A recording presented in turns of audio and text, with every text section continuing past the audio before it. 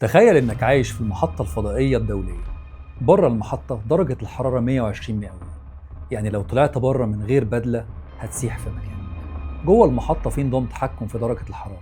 النظام ده هيفرق بين الحياة والموت لرواد الفضاء. لو فشل، الرواد اللي جوه هيستووا وهم صاحيين. وفي اللحظة دي بالظبط هاكر مجهول قدر يمسك بالبرنامج المسؤول عن النظام ده، وفي ايده سر الحياة والموت بالنسبة لرواد الفضاء. وما كانش رجل استخبارات من دولة معادية، لا، ده كان مجرد ولد عنده 15 سنة قاعد في أوضة نومه تحت إيده مصير دولة كاملة.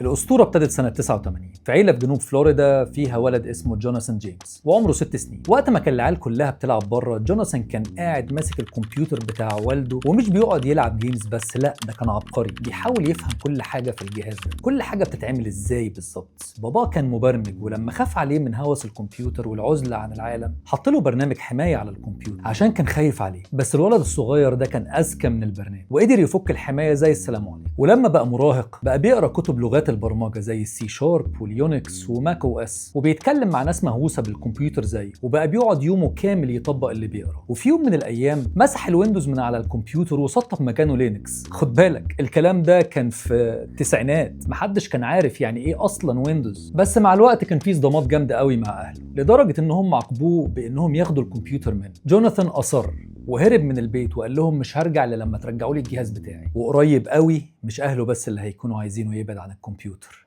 الحكومة الأمريكية كمان هتتمنى ده. لما بقى عمره 15 سنة بقى من أحسن الهاكرز اللي في العالم وعلى الإنترنت. كان اسمه كوموراي، وكان بيحب يتحدى الأنظمة الصعبة مش عشان يخربها لكن عشان يثبت إنها مش أمن. أحيانا كان بيبعت لأصحاب الشركات ويقول لهم يا معلم في ثغرات في النظام بتاعك، خد النصايح دي مني ممكن تستفيد بيها. وفي صيف سنة 99 قرر يتحدى ناسا، دخل على 13 كمبيوتر تابعين لوكالة الفضاء الأمريكية ونزل برنامج خاص بالتحكم في درجة الحرارة والرطوبة في المحطة الفضائية. البرنامج ده كان قيمته وقتها $1,700,000، وهو قال في حوار بعد كده الكود ده ما كانش حلو وما يسويش المبلغ اللي اتدفع فيه، انا نزلته بس عشان اتعلم برمجه، هو في احسن من انك تتعلم برمجه من الحكومه؟ هو قال كده والله. بس عقل جوناثان ما وقفش عند ناسا، كان عايز يتاكد انه احسن مبرمج في العالم. وبعدها بشهرين كمل التحدي ودخل على أنظمة البنتاجون، فقرر يتحدى المؤسسة اللي مهمتها أصلا حماية أمريكا من أعتى الأسلحة، أسلحة الدمار الشامل. المكان جوه البنتاجون اسمه وكالة تهديدات الدفاع الأمريكية.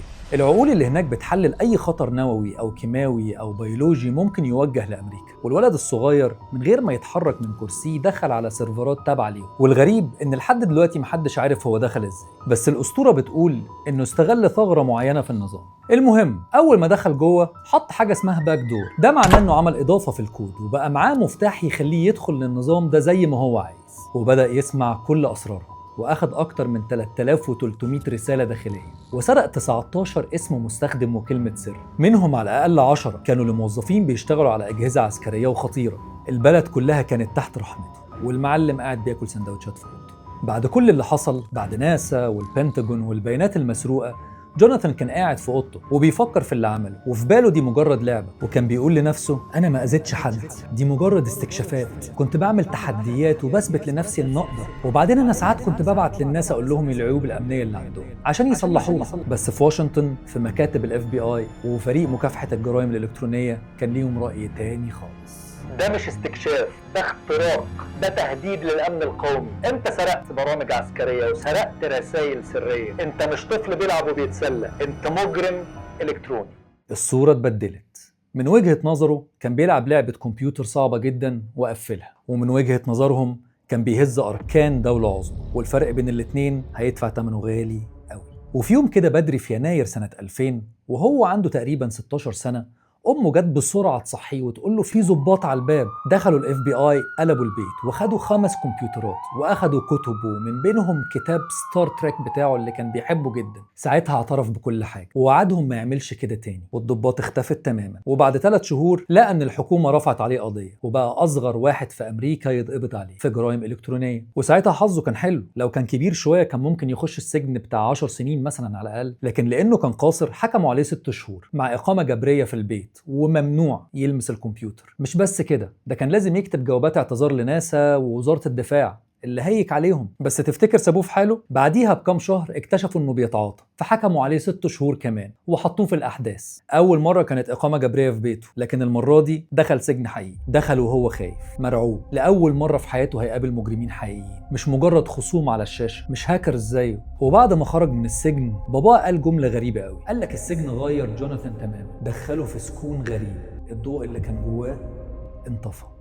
ساعتها جوناثان ندم على كل حاجة، اللي بدأوا على إنه تحدي وتسلية انتهى بيه ورا القضبان. الرحلة ما كانتش مستاهلة، وقرر يبعد تماماً عن عالم الهاكينج وخلاص يسيب الماضي وراه. بس المشكلة إن ما كانش الكل مصدق قراره، ودايماً لما كان يقول خلاص بطلت كان دايماً في حد بيشكك فيه. والمشكلة الحقيقية إن الماضي ما بيستوعبش كلمة خلاص، وده بالظبط اللي حصل، لأنه بعد كام سنة حياته اللي فاتت هتطرده من تاني وهتجيبه من مكان هو نفسه ما كانش يتوقعه. أما ده بقى فده ألبرت جونزاليس، عنده حاجات كتير قوي مشتركة مع جوناثان. اتولد في الثمانينات زيه، هاكر وعلم نفسه بنفسه زيه، وهو عنده 14 سنة دخل على أنظمة ناسا زيه برضه، وجات له زيارة من الاف بي اي برضه زيه، بس المرة دي كانت مختلفة. الغريب ان زيارة الاف بي اي دي ما وقفتوش خالص، بالعكس كمل في اللي هو بيعمله وبقى أشرس كمان. ولحد دلوقتي مش عارفين إذا كان ألبرت وجوناثان عارفين بعض ولا ما يعرفوش، بس كان في بينهم صديق مشترك اسمه كريستوفر سكوت.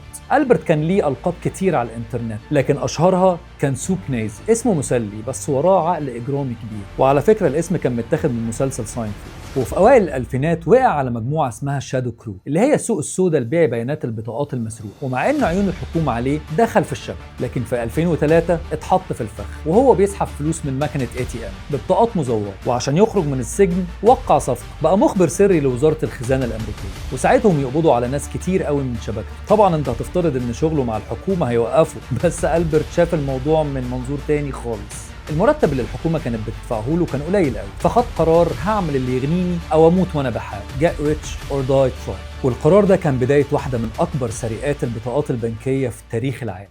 كريستوفر سكوت الصديق المشترك ومعاه شخص مجهول، التقارير البوليسية كانت بتسميه جي جي، وهما الاتنين بيعملوا حاجة اسمها وور درايفنج. التقنية دي بسيطة جدا، بتلف بالعربية وبتركن جنب شركات كبيرة. عدتك عبارة عن ايه؟ لابتوبك وانتنة نت قوية، وبمجرد ما تكون قريب بتدور على ثغرات في الواي فاي. وفي الوقت ده معظم الشركات كانت متأخرة جدا في حماية أنظمتها. وجوه شركة اوفيس ماكس الموظفين كانوا بيشتروا أوراق وستيكي نوتس وأقلام وايت بوردز وبيستعدوا لاجتماع. بره في العربية سكوت وجي جي حطوا ايديهم على الواي فاي بتاع المكان، ومنه دخلوا على أنظمة الشركة كلها. أول ما دخلوا حطوا برنامج اسمه سنيفر. البرنامج ده وظيفته انه يمسك اي بيانات بطاقات ائتمان بين العملاء والنظام ويخزنها، وبعدها بيبعتوا كل البيانات دي للزعيم بتاعه ألبرت جونزاليس. وألبرت بيبعت البيانات دي لهاكر تاني عشان يفك شفرة البن. هو مش بيوقفوا بس عند بيع البيانات المسروقة، لا بيحولوها كمان لبطاقات مزورة بشرايط مغناطيسية، وبيستخدموا البطاقات دي طبعا بيسحبوا بيها عشرات الالاف من الدولارات من نفس ماكينات الاي تي ام اللي بتستخدمها انت كل يوم. وبعد عملية اوفيس ماكس البنوك اضطرت لطباعة 200,000 بطاقة، ودي كانت مجرد البداية.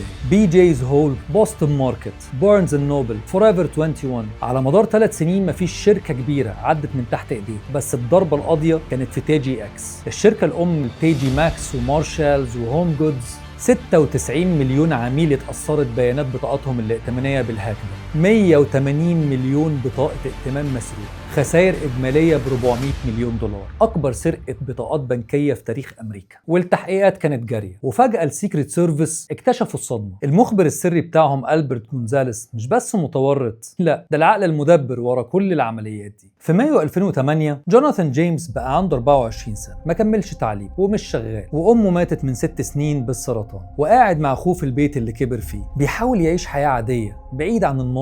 بس القدر كان ليه رأي تاني، وهو في الحالة دي جات له زيارة تانية، بس المرة دي مش من الاف بي اي، المرة دي من السيكريت سيرفيس، وقلبوا البيت بنفس الطريقة بعد 8 سنين بالظبط، وعرفوا يلاقوا صلة بينه وبين جونزاليس وبين كريستوفر سكوت، وشكوا ان الشخص المجهول اللي كان متسمي بجي جي هي اختصار لجوناثان جيمس، وانه جزء من العصابة. وفي وسط التفتيش لقوا رسالة انتحار قديمة وسلاح، ومحدش عارف اذا كانوا قدموا ليه مساعدة نفسية ولا لا، بس الاغرب ان هم ما خدوش السلاح. جوناثان جاله انهيار عصبي وقال لهم انه ملوش دعوة بقضية تي جي اكس دي، وفي الأوراق الرسمية شاف اسم ألبرت جونزاليس وعرفوا من النيك نيم بتاعه. الصدمة إن جونزاليس كان شغال مخبر عند الحكومة من 2003 ولسنين، كان بيستخدم سكوت في الجرايد وفي نفس الوقت بيسلم هاكرز تانيين للحكومة. وجوناثان بدأ يحس إن جونزاليس عايز يرمي التهم على سكوت، وحس إحساس غريب إن هم عايزين هدف أسهل وكبش فدا، مش عايزين سكوت ومش عايزين كريس، عايزينه هو. وكان لسان حاله بيقول أكيد مش هياخدوا بالهم إني بريء، سكوت وجونزاليس هم أخطر هاكرز، الجمهور عايز دم وأنا الضحية المثالية.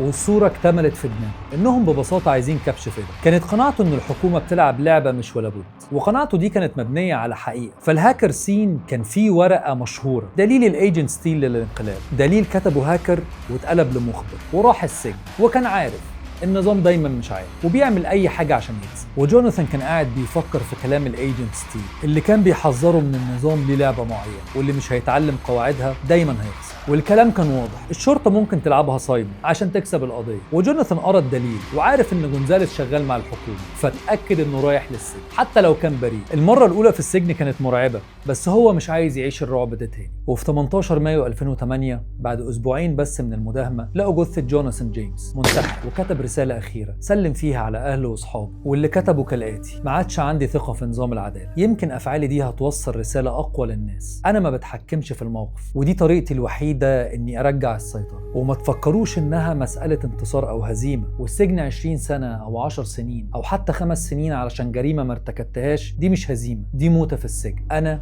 هموت حر. وفي 2010 يا معلم ألبرت جونزاليس اتحكم عليه ب 20 سنه سجن، ولقوا برميل في بيت اهله فيه $1,200,000. وكريستوفر سكوت اتحكم عليه ب7 سنين، واتضح ان غالبا جي ما كانش جوناثان جيمس، كان هاكر تاني. وجوناثان لحد ما مات ما عرفوش يقبضوا على جي.